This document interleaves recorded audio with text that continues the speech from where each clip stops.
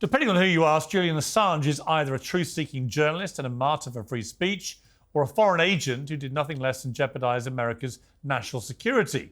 Whichever side you're on, the fact is that he will soon finally be free. But after 5 years in a high-security London prison and 7 years exiled on the Ecuadorian Embassy, the damage may already be done, not just to him personally, though it's hard to imagine how he can ever lead a normal life again, but to the principles of accountability. Let's be clear, Julian Assange didn't commit war crimes in Iraq and Afghanistan. He didn't even steal the documents which showed that America did. Assange published information that other people stole, and in doing so he exposed some very uncomfortable truths about America's conduct in an already illegal war, humiliating some of the most powerful people on earth. And as a result, he's faced half a lifetime of legal misery. He was denounced without credible evidence as a Russian spy. At one point, the CIA and Mike Pompeo allegedly considered abducting and murdering him as he resisted extradition to the United States. And on his face, that feels like a grave injustice. But there's another side to the debate about Assange, represented in this viral uncensored exchange between his wife Stella and Ambassador John Bolton. Committed clear criminal activity. He's no more a journalist than the chair I'm sitting on. The information that he divulged did, in fact, put many people in jeopardy. It undercut the ability of the United States to have confidential diplomatic communications, not just with other foreign governments, but in many countries with dissidents, people who, even speaking to American diplomats, could find themselves in trouble. And I hope he gets at least 176 years in jail for what he did. Ambassador Bolton is kind of the ideological nemesis of Julian. He has, during his time for the Bush administration and later the Trump administration, sought to undermine the international legal system, ensure that the U.S. is not under the International Criminal Court's jurisdiction. And if it was, Mr. Bolton might, in fact, be prosecuted under the ICC. He was one of the chief cheerleaders of the Iraq War, which Julian then exposed through these leaks. So he has a conflict of interest here. Well, the two sides couldn't be clearer. There's an obvious tension between the journalistic duty to publish all truths and the responsibility of the people charged with keeping us safe, including the men and women who fight to do so. But saying the words national security doesn't give anybody, however powerful, the right to behave with impunity. There's a long tradition of holding those powerful people to account. The Pentagon Papers in the 70s exposed crimes in the Vietnam War and were fated for their impact and bravery. The sorry saga of Julian Assange may already be enough of a deterrent to prevent anyone doing it again. But is that a good thing? I'll shortly be rejoined by presidential candidate Robert F. Kennedy Jr., who has some explosive and emotive views on today's developments. But first, we'll debate this with Twitter Files journalist and author Michael Shellenberger, the host of Judging Freedom, Judge Andrew Napolitano, the podcast host Ben Ferguson, and former Conservative MP Louise Mensch. Welcome to all of you. Michael Shellenberger, your reaction, I woke up this morning not expecting to hear this news and then hearing about this sort of crazy journey that Assange was going on, released from Belmarsh prison on a plane, not to the United States, but had paid apparently $500,000 of his own money to fly to this tiny island, Saipan, in the northern Mariana Islands. It's obviously a US territory in the South Pacific. And from there, it's expected that tomorrow a judge will give him a 62-month sentence, which he's already served. He will then be released and put on a plane back to his home in Australia. I wasn't expecting that on my bingo card this morning. Were you? I was not. I don't think anybody was. In fact, I don't know that even Stella Assange, his wife, was expecting it, but it's obviously a major victory for her. Her children haven't seen their father outside of prison. Unfortunately, it's not a huge victory for the First Amendment. As you mentioned, in 1971, the U.S. Supreme Court made very clear that the publisher of leaked documents are protected in our First Amendment rights to publish those documents. The person that leaks them is not. Obviously, they're constrained by U.S. laws, and understandably, the person that leaked the documents to Julian Assange was prosecuted and served a sentence. But I think this is a very chilling case on the rights of journalists, and we've seen that Pentagon Papers principle be challenged, be under attack in recent years, including around the election of Joe Biden in 2020. So my concern is that this still sends a potentially chilling effect, given how severe the punishment was of Julian Assange, but obviously a really wonderful day for him and his family. Ben Ferguson, you don't agree? No, I don't. And there's a difference between the Pentagon Papers and what Assange has done. And I'll give you a perfect example of that. He knew that he was putting lives at risk when he decided to release the Afghan diary, which was those, including some even in the Taliban, that were working with the UK and the United States of America. And he knew when he put those names out there that they were going to be hunted down by the Taliban and they were going to be brutally murdered. And many of them were. Many of their families were tortured. Many of their children were tortured. Many of them were beheaded. So when you try to convince me that he is a journalist, no, he's not. He didn't act responsibly. Could you make the argument that there were some things within what he put out there on the internet that maybe could have been in the category of the Pentagon Papers? Absolutely. But when you start going out there and publishing the names of individuals and sources that are giving information about a terrorist organization to the US and other countries, you cross a line there that has nothing to do with journalism. And those people, many of them were viciously murdered, including children. And so I don't feel sorry for him. I think he should still be in jail. I'm not celebrating this day. It puts national security at risk all over the world, because now the question you have to ask is, if you are an informant, if you're trying to help stop World War III, if you're no information within Al-Qaeda or ISIS-K and you work with people around the world, are you going to be outed? And if you're outed, are they going to hunt you down, your children down, and murder them in front of you? That is what he was a part of, and you can't rewrite that aspect of history. All right, Judge Napolitano, I mean, I can see both arguments here, but as a journalist, my every instinct is you should absolutely be free to publish, particularly when you're protected by the First Amendment. Should there be any line, though? I mean, you know, I'm mindful of the fact that President Trump is facing criminal charges for storing classified documents. Joe Biden was investigated for the same thing. If it's perceived to be a crime for a president to take classified documents just to his home, where he's protected by Secret Service, why isn't it a crime for people to publish random classified documents to the world? Well, because of the First Amendment, Piers, which not only guarantees the freedom of speech, but according to the Pentagon Papers case, nicely described by my friend Michael, establishes the right of the public to know what the government is doing. And as for Ben, also my friend from a long time ago, Henry Kissinger once said, it's dangerous to be America's enemy. It's fatal to be America's friend. You work with the federal government, you take in dirty, sloppy, wet work, as the intelligence community calls it, you take the chance that that's going to reverberate back and harm you or harm your family in the long run. Look, the First Amendment is the linchpin of our liberties. Without the freedom of speech, we have no democracy. We have no transparency. We don't know who the government is killing, and we don't know when the government is lying. The Pentagon Papers case should have no exemption to it. Julian Assange is a national hero. I am elated that he is free, but I'm crushed that the feds got their pound of flesh with this meaningless sham guilty plea for a crime we all know he didn't commit. Louise Mensch, I can see you grimacing as you heard some of that. Why? Because, and I hate to say this, Piers, but I am going to take my life in my hands here. You were wrong and your introduction was wrong, and the entire discussion is wrong when it posits that Julian Assange has been indicted for publishing something. He has not been indicted for publishing anything, and indeed he is pleading guilty to being more than a publisher. He's pleading guilty to breaking the Espionage Act, to helping Chelsea Manning hack and release that stuff. He was never indicted for publishing anything, and he's admitted it.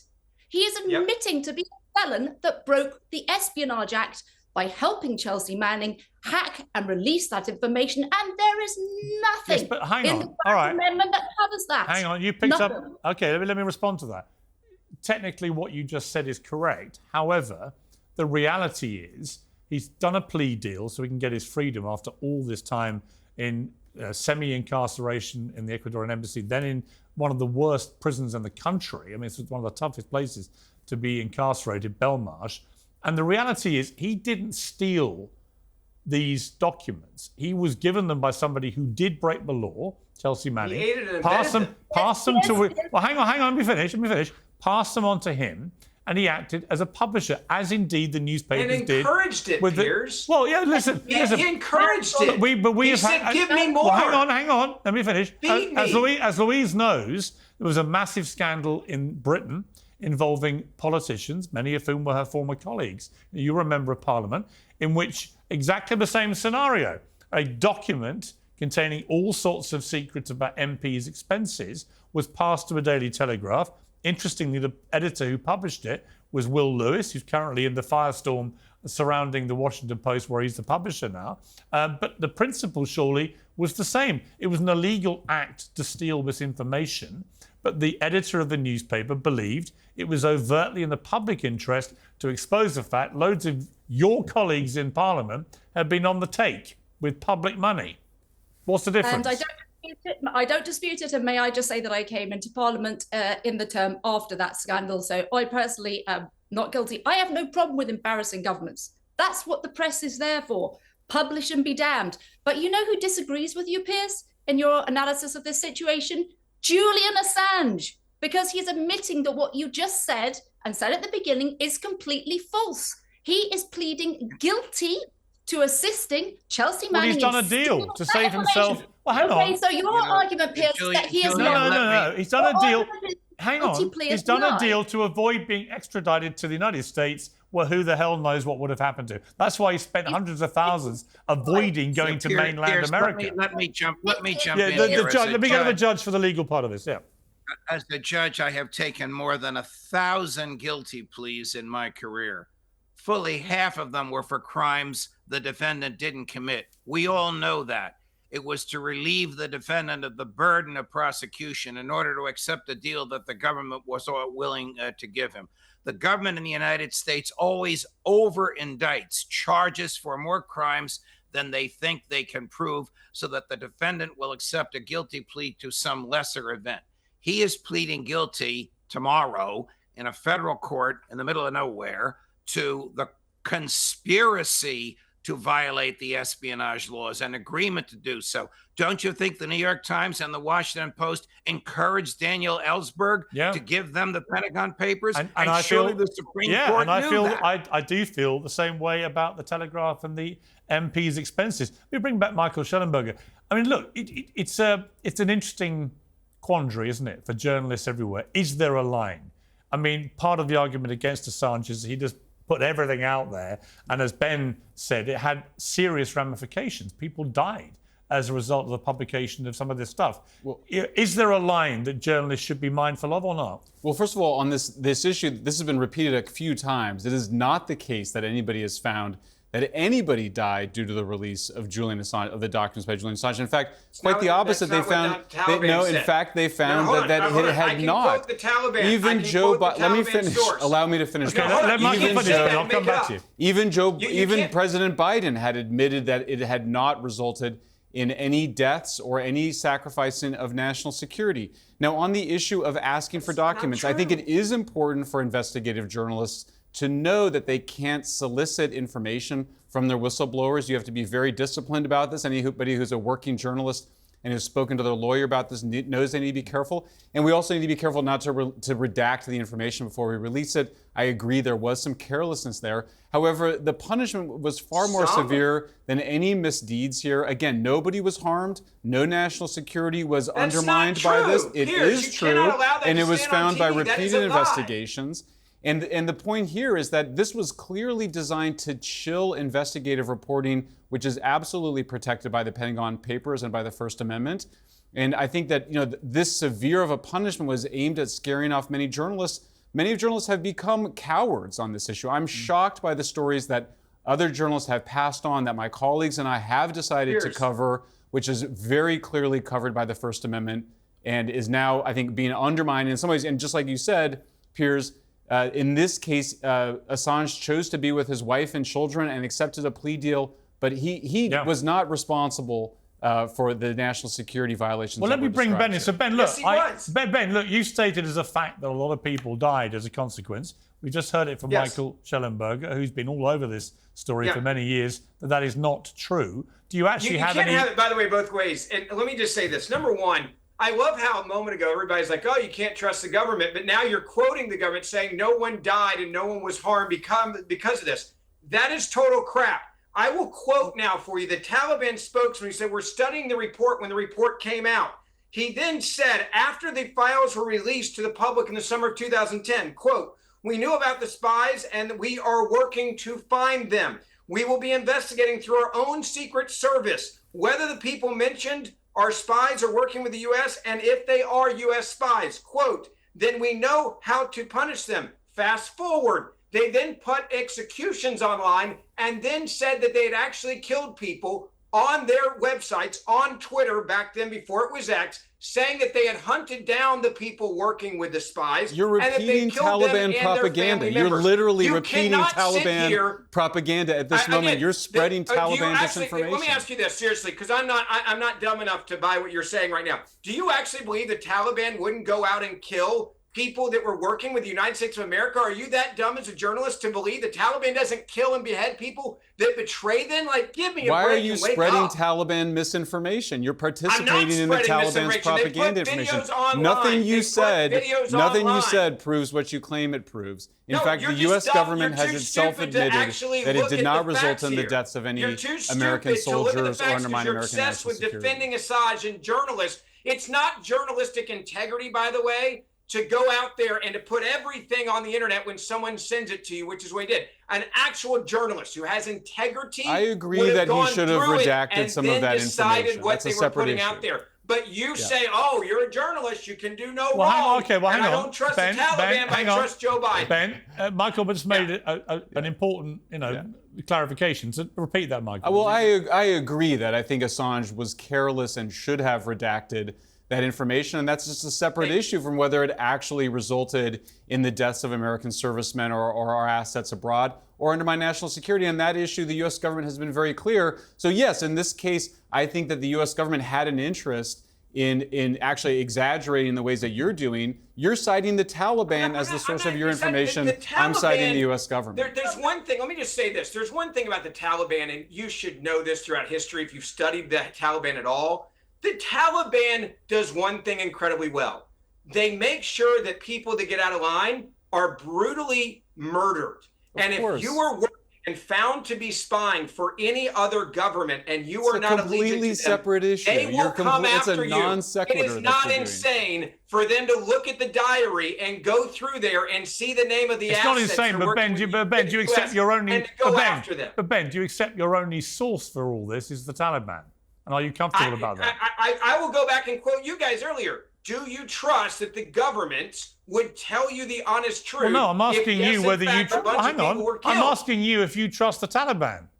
I trust the Taliban when they say that if someone is out there... I never thought the day would come when I'd hear Ben Ferguson on this show saying, I trust the Taliban. No, on the issue. If I clip that up and those are your only words, you're dead in this town. Piers, you're better than this. I trust that the Taliban will kill you if you betray them because they have a but do you actually have any years of history? I don't disagree with that, but do you have any independent corroboration that they actually killed anyone?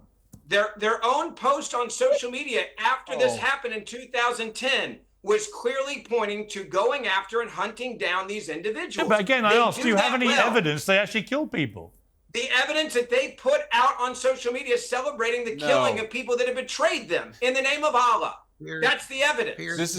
Let me bring in the judge who wants to jump in, then I'll come to Louise. Judge. I suggest you we're losing sight of the issue here. The issue here is the freedom of speech. The issue here is the right of the government to know. The issue is not that a spy take a chance working for the U.S. that his name is going to be revealed. Of course he did. He voluntarily made that choice. That is no reason to punish someone for exposing it. That's not me. That's the Supreme Court of the United States in the Pentagon Papers case, followed universally, except by the government, since it came down. All right, Louise.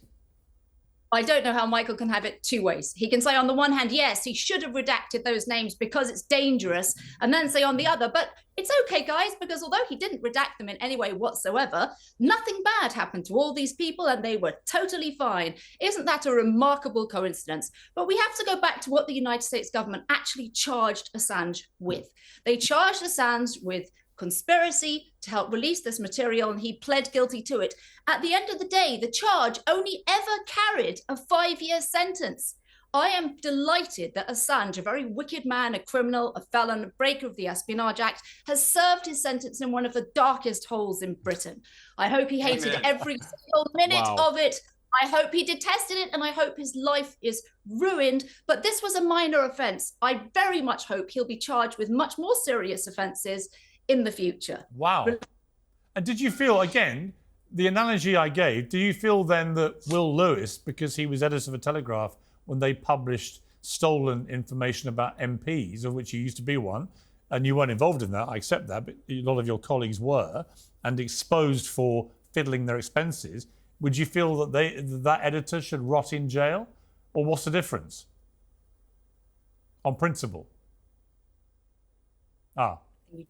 We're in the glorious situation of, Louise, of being able to see you but not hear you, which is kind of my utopia. You might be back. Hang on, are you back? I am back. If you can get it really quickly, I'll come back if I can. We've got you. So just quickly, the difference in principle between the editor of the Telegraph publishing MPs' expenses and what Assange did. The difference in principle is the editor of the Telegraph didn't help anybody hack that document, didn't conspire to produce it. This wasn't just about. But he published it having paid. Well, hang on. He paid a six-figure sum. Hang on. He paid He paid a six-figure sum for the stolen document, knowing it had been stolen. Is that a problem? I don't think it is. He was never charged with anything. Obviously not British for you, but if law. Assange had paid. Assange didn't pay Chelsea Manning, did he? Or did he? Maybe he did. I don't know. No, but he helps her do it, and he admits that he helps her do it. So if you pay for stolen information, that's fine. But if you don't pay for it, you should rot in jail forever. Yes, haven't we just established that it's okay to publish bad information and encourage governments, even if you give money for it? So what? You give money to a journalist for writing a piece. I'm trying to get to where. Okay, I'm trying to get to where. Hang on. I'm trying to get to damaging to the national defence. That's what he's pleading guilty to today. I understand. Let me come back to Michael. I mean, I think it's pretty obvious he's done a plea deal. Yeah. I don't think he would, if you interview him, I'm sure be interested in what he had to say. I think he wanted to avoid extradition to America, where he feared he could get life imprisonment or potentially worse. I mean, I think you can still get the death penalty in parts of America for the crimes that he was accused of. So he has avoided that. He'll have served 5 years in prison and he'll be back home. It seems a pretty good plea deal to have done. But on that point of principle, as a journalist, is there much difference in principle? I mean, if one editor buys a stolen document to expose wrongdoing by politicians, is what Assange did in terms of principle any different? No, I don't think so. In fact, I think in the United States, it is not ethical to pay sources for information. And look, I think what is really interesting here is that there's a lot of speculation, including by The Guardian, but also by my sources, that Trump was, 3 weeks ago, said that he was seriously considering pardoning Assange. I think that the cause celeb that this had turned into, thanks to Stella Assange and others, showed that this was a popular cause, that Americans prefer free speech. We don't want our journalists going to prison. That's a very old principle in the United States. It's the bedrock of our country. They put it as the First Amendment for a reason. So I think that Biden did not want to have to deal with this in his debate with Trump this week. I'm not saying that's the whole explanation. The deal was itself falling apart, in part because all of the accusations that somehow Assange was essential to getting the information was wrong. Chelsea Manning had access to it. Of course, a journalist is going to help his source to hide their identity. That's an obligation of a journalist who's working to get that information out. But look, I think the First Amendment is only as good as the support that it has from the American people. And I think the fact that this became a political issue shows that the anti-free speech people on this panel are in the minority. Let's hope they lose power. They've been at war with the Pentagon Papers principle for 50 years. You are not a journalist if you are against the Pentagon Papers principle. You're a journalist if you're in favor of free speech. Incompetency when I'm a journalist, okay? So let me say this. As someone that's been doing radio literally since I was 12 years old, TV since I was 17, I've been given information before to expose things that are wrong in the government, okay? But as a responsible journalist, you also have to look and make sure that you're not doing harm in a mass way to others. Assange is beneath journalism. He is not a journalist. He is a hacker at best who encouraged others to take massive risks and to then be a narcissistic individual who wanted to throw everything out on the internet. If you want to sit next to that guy and say you're the same as him, then you're beneath a journalist, okay? Ben, let me ask you this. Standard of journalism integrity, and Ben, this guy out of had interest, none of that. Given your extensive journalism experience, and I don't know how many decades we're talking here, I wouldn't like to embarrass you, but let's say 4 as a journalist? You're saying that to me? Sorry, broke up. Yeah, how many decades have you been a journalist? I'm 42 now, so I've been doing this for 30 years. 30 years, right. So can you think as a journalist of any higher calling for journalists than exposing war crimes?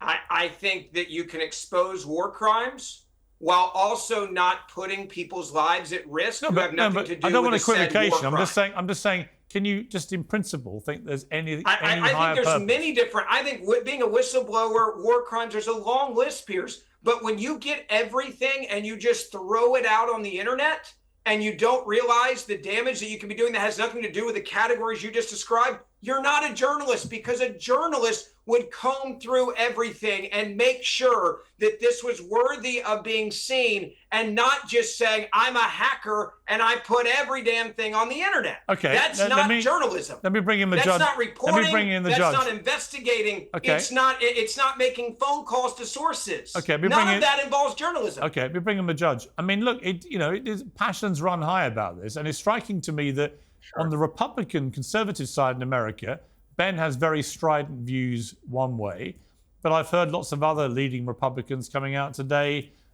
giving, rather celebratory comments about his release. But Mike Pence, for example, has slammed it.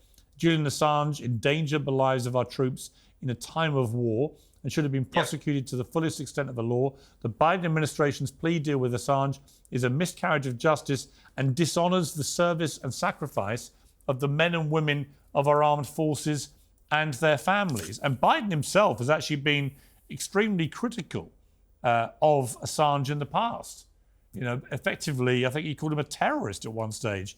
He called him a high-tech terrorist when he was vice president. And he could have dropped the case in 2021.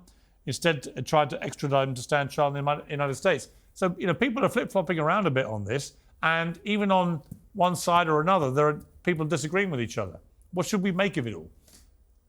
Well, as I said earlier, we can't lose sight of the significance of the First Amendment and the absolute freedom that journalists must have, like Daniel Ellsberg, just to drop the 7,000 pages that he stole from the federal government on the New York Times and on the Washington Post. He was eventually indicted for espionage. The case was thrown out. We all know the story. The FBI broke into a psychiatrist's office during the trial. The judge was outraged. He threw the case out. Chelsea Manning was prosecuted, pleaded guilty to half, was found guilty to the other half, sentenced to 35 years in jail. President Obama commuted it to time served. Manning was released from jail hours before Trump was inaugurated. Trump told me shortly after January 6th and before January 20th, in one of our final of many conversations, he planned to pardon Edward Snowden and Julian Assange. Someone, probably Bill Barr and Mike Pompeo, talked him out of it. Yeah. Fascinating. Well, the only thing Bill Barr's ever done. I think I should say, also, Piers, I would just say, I think it's wonderful to see Republicans coming around to a properly pro-free speech position after having been stuck in this awful neoconservative agenda, which got us into terrible wars in the Middle East and have got us stuck in an awful war in the Ukraine. So to see so many Republicans coming out in support of a properly liberal or libertarian agenda is a wonderful transformation. And it's wonderful to see. It's wonderful to see so many Republicans finally arriving there. Maybe you are like Julian. I actually believe you now that you guys are very close as journalists. I think you and Julian are real close together now. I think on this moment of general unity amongst the panel, I'm going to thank you all very much indeed, because I've got RFK Jr. joining me to talk about this. He's been quite vocal about it today. So thank you very much to all my panel. Robert F. Kennedy Jr., thank you very much indeed for coming back to Uncensored. Your reaction to this news of Julian Assange being released? We understand he's now just left Bangkok for the final leg of the journey to go to this tiny little island, Saipan, in the Northern Mariana Islands and the South Pacific. And he will do this plea deal tomorrow. He'll be on a plane and sent home a free man to Australia. What's your response? I mean, my response is this is good for our country. It's good for democracy. Julian Assange is a journalist. He did exactly what journalists are supposed to do. You know, my uncle Piers gave a speech in April of 1961, which is one of his most memorable speeches on the topic of secrecy. And he said that during that speech, that government secrecy is repugnant to a free people, and that it is antithetical to American democracy. And, you know, the odd thing about Julian Assange's imprisonment is that the American press did not rise up in outrage and indignation to object on this. I said yesterday on Twitter that we should not just release Julian Assange and Edwin Snowden, but that we should build a monument to him in Washington as a civics lesson to the American public about the importance of free speech and the First Amendment in this country. It is the foundation stone for the American experiment with self-governance. Everything in democracy relies on the free flow of information. And government, of course, the role of government is to constantly try to increase its power by reducing transparency and reducing the information we have about their deliberations. But of course, in a democracy, a transparent government is the essence of democracy. That's what Julian Assange did for us. But you will also know from your uncle, JFK, from your father, that when you're actually in government, when you're running the country, a president has to have very private conversations sometimes with other world leaders about very sensitive matters, where there is an expectation that those conversations will remain private for very good reasons. They may have very damaging consequences. And it was the scattergun approach of Julian Assange, where he didn't redact anything. He just put it all out there without really, it seemed, much thought or care about the potential consequences of some of the unredacted stuff. I mean, should there not be any line? I mean, if you were the President of the United States, you're running for office now for the highest office in the land, would you not expect and want some of those communications you have as President about national security to remain secure? I would want journalists to exercise some discretion if, for example, there are confidential sources in other countries whose names are exposed and who could put their lives in danger.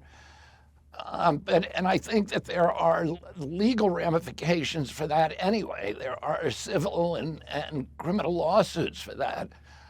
But in terms of government secrecy, I just think that government in a democracy, we are reliant on transparency in our government. We want to know what our leaders are supposed to do and are doing, what they're up to, what they're talking about, how they're making their decisions. And the more transparency, the better off we're going to be. Should he have effectively, he's about to be convicted of a crime involving conspiracy to commit espionage. Should he be convicted of that crime? No, he shouldn't. He shouldn't have been prosecuted. And, I'm disappointed that he had to make this guilty plea. I understand personally it was important to him. His health is very shaky, and, he needed to be home. I think it's a disappointment again in our government that they forced him to make this guilty plea rather than recognizing that what he actually did is a service to American democracy. He exposed things, the revelations that Chelsea Manning released to him about the misbehavior of some of the contractors in Iraq and Afghanistan and many, many other important issues that we need to know about in a democracy. That our government, of course, the government would love to conceal for us the My Lai massacre. They'd love to conceal from us what Daniel Ellsberg released in the Pentagon Papers in 1973. Thousands of pages of lies that the government had told us for 20 years that Americans never knew about. And we could have avoided these wars if the government was telling us the truth. So the government has an interest in lying to us, and it's doing that now regularly, more and more every day. And the best interest of the American public, the best interest of democracy is absolute transparency. I mean, I as somebody who believes passionately in free speech as a journalist, I kind of find myself agreeing with pretty much everything you've been saying. But of course, what people will want to feel is that, I mean, for example, we've got President Trump facing criminal charges over storing classified documents at his house where it's surrounded by Secret Service. You know, should he be facing those charges if we're going to say that any journalist who acquires classified documents should absolutely be able to publish them with impunity? In other words, how closely guarded should things like national secrets be? Well, I think that's altogether a different issue because that is, I don't know much about that case, and I don't know about the interaction. There are the president has a right as president to declassify any document that he wants.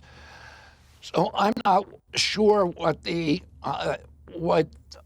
interactions and the interplay between presidential power and executive power and, retaining those documents. I know that President Biden also took a lot of those classified documents home, and that the prosecutor decided that he should not be prosecuted, not because he hadn't broken the law, but because he was too mentally incapacitated, which I think is a controversial decision. Yeah.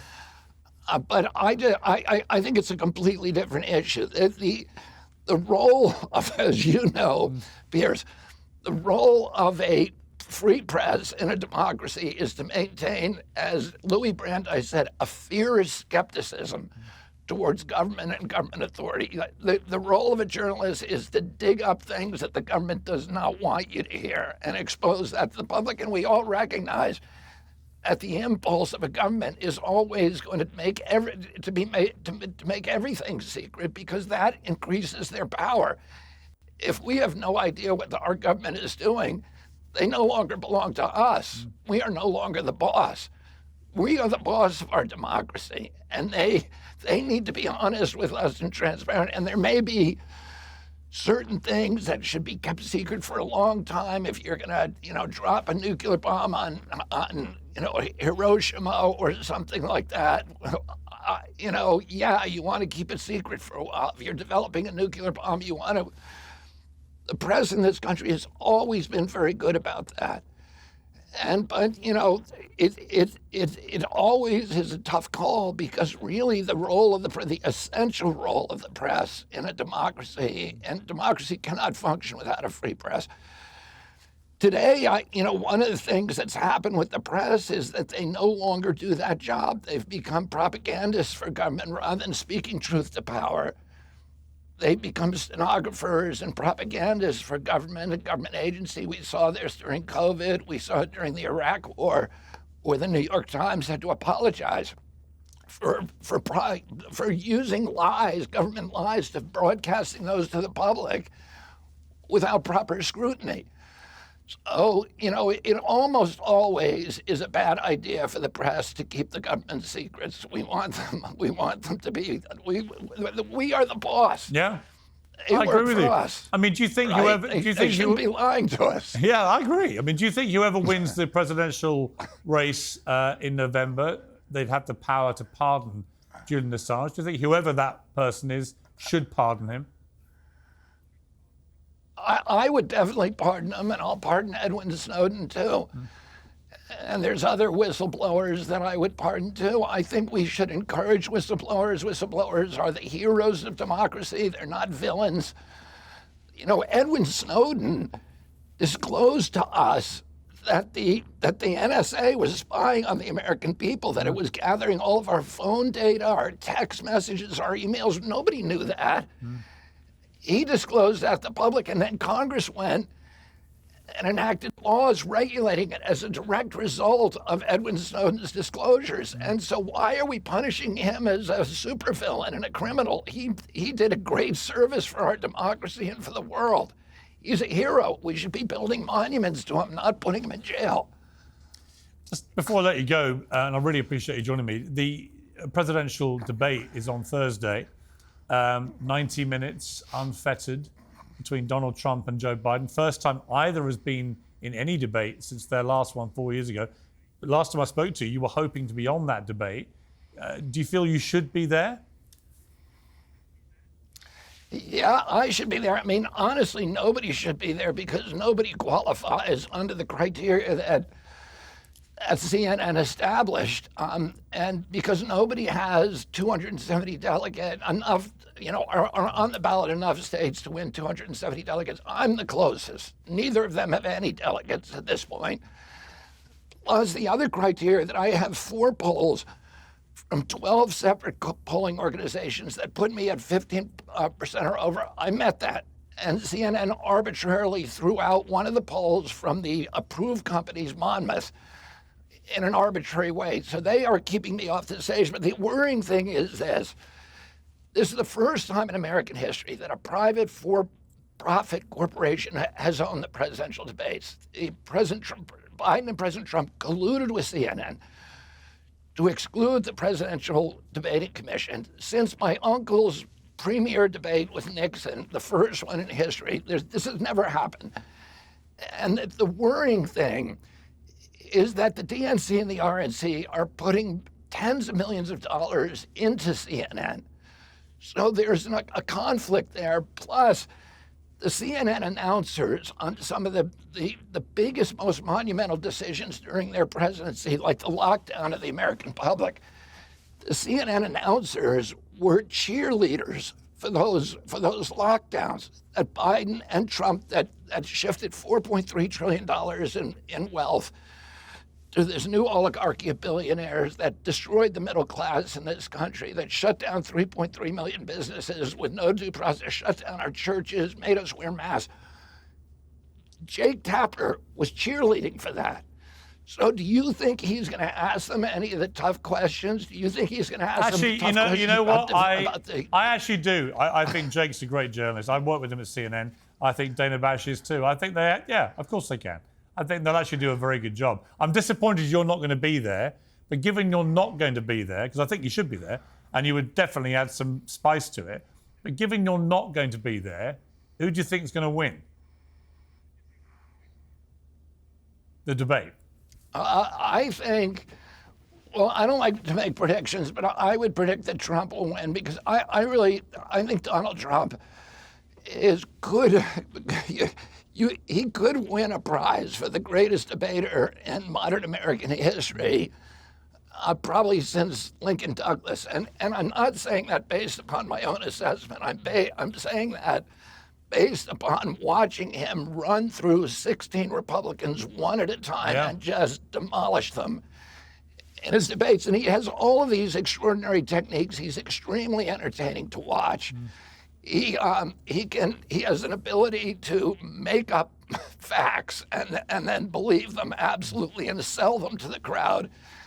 He's just, he's like watching, he's an entertainer. He's a brilliant entertainer and nothing phases him. And he has extraordinary debating techniques. So I don't think it's possible for President Biden to beat him in that debate. And I think a lot of people are going to be watching the debate to see how, to measure some of the questions that people have about the acuity of the mental acuity and the cognitive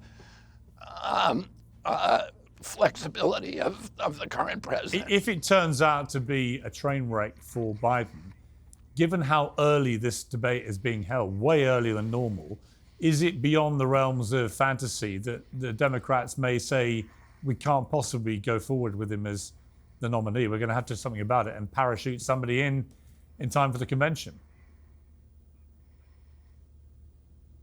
I think that's possible. I think if they were, I have no idea. So again, I don't make predictions.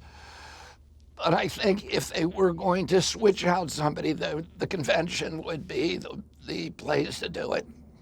Yeah, and if they have this, they have this super delegates who are in line basically, and they are the ones who would choose the the next nominee. So I think, that they would, probably some of them would welcome that chance. Given how well you've been doing, given your soaring profile, if either President Trump or President Biden were to offer you a job, if they were to win in their administration, would you take it? Oh, I intend to win the race, Piers, so I'm not thinking that far ahead. I knew you... And by the way, I'm not looking for a job in government. I'm not, I have a very good life, and I've had plenty of opportunities throughout my life to work in government, including, very, very big jobs in government, presidential appointments, and I've never done it. So it's not something that I'm looking for. Robert F. Kennedy Jr., brilliant to have you back on Uncensored so soon. Thank you very much. Piers, thanks for having me.